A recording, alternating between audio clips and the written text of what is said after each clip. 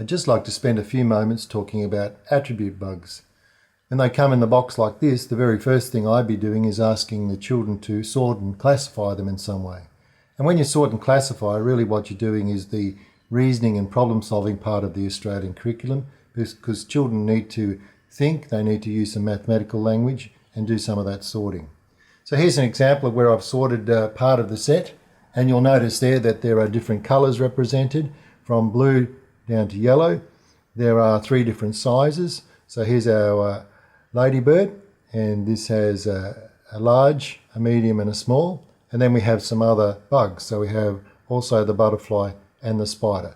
And because you have all those different attributes or characteristics, it allows you to do a lot of problem solving. And what I'd like to do is show a few examples of that. I've produced a few cards just to help teachers and children get the most out of their attribute bugs. Here's an example. It's called Find the Bug. Number 1, obviously there's 2 and so forth after that. Now you notice here the language component. First of all, we're looking for a bug that's small. So we think about we've got a large, a medium and a small. Then we're looking for a bug that's red, and then we're looking for a butterfly. So let's take an example. Here are some different butterflies. And they're all red, so we've cut that down, and clearly that was the large one and that's the medium one. So the answer to that would be that piece there. So that's small, it's red, and it's a butterfly. So you start to see this problem solving process happen. You can see then we can follow through with some others, and of course children could make their own, starting from the answer backwards, and write their own clues. Here's an example of how you can do two-way classification. So we can see here that along this row we would need to have butterflies, and along this row we would need to have spiders, and along here the column would be purple and yellow. So you can see the example there is a yellow butterfly, and what we've done now is put a purple butterfly.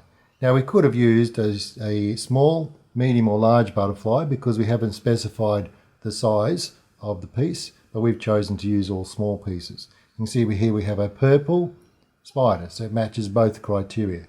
Really the sorting and classifying is only bounded by the children's imagination and the things that they try. So it's always a good idea for them to set puzzles and to set it up so that other children can try and work out what criteria or what attributes have been used in the sorting process. You can do some fairly sophisticated sorting and classifying with this set of material, and here we've just got some grids to do some classification, and we can see there's a two-way classification happening here. It's a spider and it has to be red, and we've already said you can only have small ones, so we would put the small red spider in that spot there. But we could perhaps look at a different bit. Let's have a look at the ladybird. So if we have the same sort of thing, there's the ladybird. To fit in this cell here, it would need to be red. So we have the red small ladybird there. Children can set up and develop their own puzzles along this type, and then they can give them to other children to solve. We even introduced the idea of things that are not, which is fairly complex in mathematics. So in this case here, just to make it easy for young children, they can tell that it's not large and it's not small, so it's medium. They can tell it's not any of these colours, but it must be blue, and they can tell it's not a butterfly or a ladybird, so it must be a spider. So if we just pull some of these out here, you'll see 3 different spiders. It's hard for us to tell whether it's large or medium without some comparative pieces. So that's obviously large, and that's obviously small, so that leaves us with a medium-sized blue spider. You can see here that children could start to create their own as well, same sort of idea, and then develop what their bug is, or those sort of questions. Here's an example of how children can make puzzles for other children to solve. What I've done is just started with all the ladybirds in the different colours and sizes. Now what I'm going to do is to remove a few pieces, just say 3 at this stage here.